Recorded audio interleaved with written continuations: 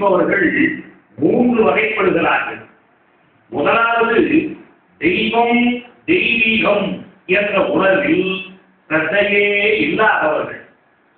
முதல் வகை தெய்வம் தெய்வீகம் என்ற உணர்விலே சிறிது கூட ஸ்ரத்தையே இல்லாதவர்கள் முதல் வகை. இரண்டாவது, அப்படிப்பட்ட உணர்வுகளால் மேன்மை அடைந்து வாழ்பவர்களை கண்டு பொறாமைக்கு ஆளாகக்கூடியவர்கள் இரண்டாவது வகை. மூன்றாவது, தனக்கு அனுபவம் இல்லாமல் பிறர் கூறுவதை வைத்துக் கொண்டு அவை ஈரையாமல் போனால் கடவுளை நிந்திப்பவர்களும் உண்டு. இது மூன்றாவது. மீண்டும் ஒரு முறை வாசிக்கிறோம். தெய்வம் தெய்வீகம் என்ற உணர்வில் ஸ்ரத்தையே இல்லாதவர்கள் முதல் வகை. அப்படிப்பட்ட தெய்வ உணர்வுகளால் வேதனை அடைந்து வாழ்பவர்களை கண்டு பொறாமைக்கு ஆளாகக்கூடியவர்கள் இரண்டாவது வகை. தனக்கு சிறிது அனுபவம் இல்லாமல் பிறர் கூறுவதை வைத்துக் கொண்டு அவை ஈரேறாமல் போனால் கடவுளை நிந்திப்பவர்களும் உண்டு. இவர்கள் மூன்றாவது. இந்த மூன்று வகையினெல்லாம் சொந்த லாபத்துக்காக கடவுளையும் பக்திமான்களையும் ஆச்சாரிய புருஷர்களையும் நிந்திக்கிறார்கள். இவர்கள் புராண காலத்திலேயே இருந்திருப்பதை நாம் அறிகிறோம். இவர்கள் திரும்பியதாக அந்த புராணங்களில் சொல்லப்படவில்லை. ஆனால் இறைவன் தான் இருப்பதை அவர்களுக்கு உணர்த்துவதன் மூலம் நமக்கும் தெரிய வைக்கிறார்.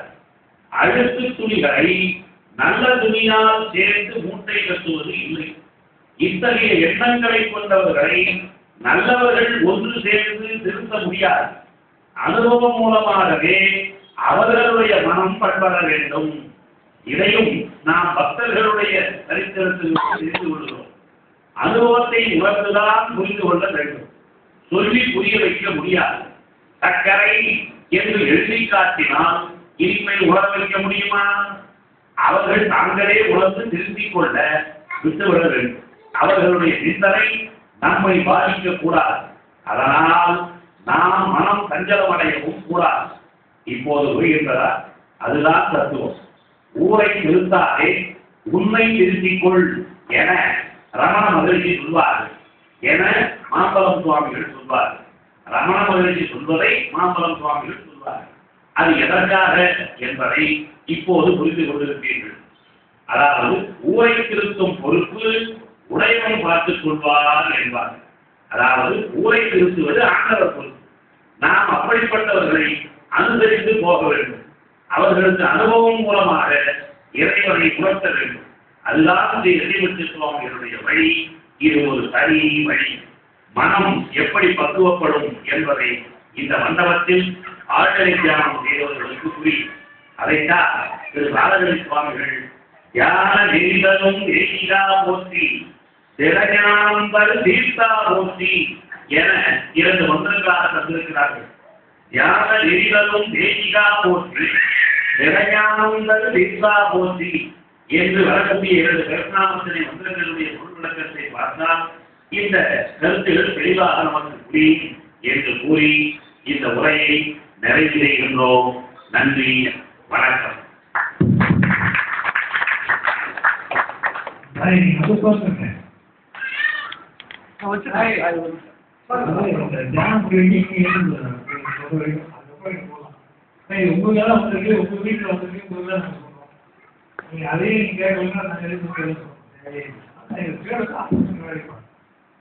இந்த அலுவலக தத்துவத்துலாம் அந்த பாடல் சொல்லுவோம். அந்த பாடல்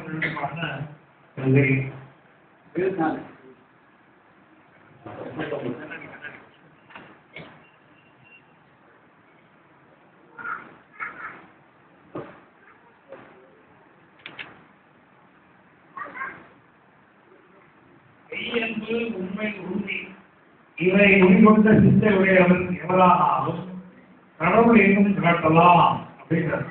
இப்போ அந்த அருள்மிக்க அடியார்கள் கேட்கிறார்கள் சாதிச்சிகள் இதெல்லாம் பண்றாங்க. இவெல்லாம் எப்படி சொன்னா இவளுக்கு அனுபவபூர்வமா ரெண்டு சுவாமி அருமை உணர்வுக்குரிய சக்தி இருக்கு. ஒரு ரோல் பூஜை பண்ணிட்டே வழக்கம் பார்த்தா செய்யணும். அதனால வந்த அடியார் யாராவது அந்த பற்றியும் வந்த பற்றி எனக்கு ஒன்றும் புரியலன்னு சொன்னா நீங்க அவசியம் எங்க தியானத்தில் வாங்க சொல்லி தியானத்தில் அதனால உங்களுக்கு சில விஷயங்கள் புரிய உடனே ஒரே நாளில் பண்ணா கூட தொடர்ந்து சில நாட்கள் வந்து அவர் இருந்து சொன்னாதான் அவர் அனுபவித்து தெரிஞ்சுக்க முடியும். அப்படி இருந்துன்னா சொல்றாங்க, குறைவில்லாத நன்மைகளை தருகின்ற சட்டத்தினால் கடவுளை அடையும்படி செய்யலாம். அந்த அளவுக்கு செய்ய முடியும். உலகில் உள்ள பிரிவுகளை எல்லாம் சட்ட செயல்முறையாக ஓட்டலாம். நம்பிக்கையாக செய்து வருகின்ற சட்ட நெறியிலே நலத்தை எல்லாருக்கும் நிறைவேற்றலாம் சொல்றாரு. இதான் இப்ப லைஃப்ல நடக்குது. வாழ்க்கை சாலையில எஸ்பிஎம் சொல்றாரு, பல பேர் வராங்க. முதல்ல வரும்போது டெஸ்ட் பண்ணி போடுறாங்க. அப்புறம் பார்த்தா அவங்க சில நிகழ்ச்சிகள் சில அனுபவம் ஏற்படுது. மறுபடியும் வந்து சொல்றாங்க, சாமி நான் வந்து போனேன், வேலைக்கு போனேன், எனக்கு அந்த அனுபவம் கிடைச்சது. அதெல்லாம் நான் எனக்கு எந்த காரியம் நடந்தது பிரச்சனை அப்படிலாம் வந்து சொல்றாங்கன்னு சொல்றாங்க. ஆக அவங்க யாரும் எடுத்து சொல்லல, அவங்களே தெரியுது. இந்த இடத்துல வந்து தியானம் பண்றதுனாலே சொல்லிருக்காங்க. நம்முடைய மனநிலை கிடைக்கிறது நமக்கு வேண்டி பிரார்த்தனை பண்றதெல்லாம் பலன் கிடைக்கிறது புரிஞ்சு செய்யறாங்கன்னா அந்த தியான நெருங்கி நான் இருப்பேன் வெளியிலா இதுக்கெல்லாம் காரணம். அதுதான் ரகணாந்து படம் சொல்றேன். அவங்க கைத்தறி பாராட்டு தியானம் பண்றவங்க சொல்றாங்க. ரகணாந்து மெடிடேஷன் ஆல் தான் மெயினா பண்ணுறோம். மெடிடேஷன் ஆல் அது ஈவன் தரிசனம் தியானம் பண்ணி அவர் மனம் கழிவடைஞ்சு அவர்கள் தீமையை அனுபவிப்பூர்வம் செஞ்சு கொள்வார்கள். இப்போ வாயால் எக்ஸ்பிளைன் பண்ணி சொல்றது கூட ஆண்கள் அவர் அனுபவம் மூலமாக தெரிந்து கொள்வார்கள் சொல்றாங்க. அதுதான் அந்த இடத்துல தியானம் நடக்கும். அதெல்லாம் மாணவர்கள் ஊரத்திற்காக அவரே பார்த்து கொடுத்தா யாராவது வந்து ஏதாவது சந்தேகம் கேட்டாலோ அது மாதிரி இருந்தாலும் நீங்க வந்து ஆண்டு தரிசனம் பண்ணி தியானம் பண்ணி அவங்க போங்க. அதுக்கப்புறம் ஒரு சில விஷயம் புரியும். அதுல சந்தேகம் இருந்தால் நீங்க கேட்டீங்கன்னா நம்ம சொல்லலாம். பேசிக்கா அவங்க ரெடிமேட் சாப்பிட்டு வழி தெரிஞ்சுக்கணும். அதுக்கப்புறம் நம்ம சொன்னாலும் அவங்க புரியும் என்ன சொல்லணும். அதுக்கெல்லாம் அந்த புரிஞ்சு தான் அவங்களுக்கு வேணும். ஏன்னா அவங்களுக்கு வந்து ஈடுபாடு இருக்காது.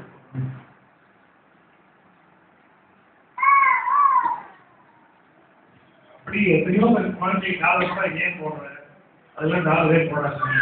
பணத்தை நான் ஏன் வாங்குறேன், அதே மாட்டாங்க அப்படிலாம் சொல்ல இருக்காங்க. ஒவ்வொரு இடத்துல பெரியவங்களே கழுவுறாங்க அதிகமாக.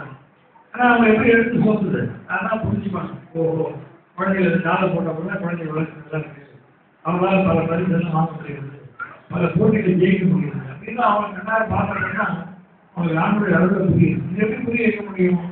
நம்மளால புரிய வைக்க முடியாது. ஆண்கள் தான் அவங்க புரிய வைக்கணும். அதுதான் அவங்க சொல்ற கூட திருத்தாது கொஞ்சம் திருத்திக்கோ அது உடனே பார்த்து கொள்வாங்க. அது எக்ஸாம்பிள். அது மாதிரி நிறைய விஷயம் நடந்திருக்கு. அனுபவத்தில் ஒருத்தருக்கு பேசி பார்த்தீங்கன்னா அனுபவம் அதோட சம்பந்தப்பட்டதான் நடுவாங்க. டைரக்டா நிறைய நினைச்சா நடுவாங்க. அவர்கிட்ட வந்து பல பேர் இருக்கிறாங்க. விழாடத்துக்கு போய் அவங்களே சொல்றாங்க, கல்யாணம் பண்ணா இது பல பிரச்சனை இருக்கு, பல இது ப்ராப்ளம் சால்வ் ஆயிருக்கு, அதெல்லாம் மறுபடியும் ஏற்கிறது ஆசைப்படுறோம் அப்படிலாம் வந்து அப்படி சொல்லுங்க. ஃபீட்பேக் நிறைய அனுபவம் கிடைச்சது. அதனாலதான் அவருடைய எந்த ஒரு அனுபவம் இருக்கு தானா புரிஞ்சுக்கொள்ளவா நீங்க வந்து அவங்களுக்கு கலந்து சொல்லுங்க. விழாவை கலந்து சொல்லு, அர்ச்சனை கலந்து சொல்லு, தியானத்தை கலந்து சொல்லு, அனுப்பாடு கலந்து சொல்லு, இதெல்லாம் பண்ணிட்டே வந்து நானும் அவங்களுக்கு வந்து அதுக்கப்புறம் நீங்க எக்ஸ்பிளைன் பண்ண வேண்டாம், அவங்களே புரிஞ்சுப்பாங்க. இந்த அருள்வாக்கு நிறைய பண்றோம்.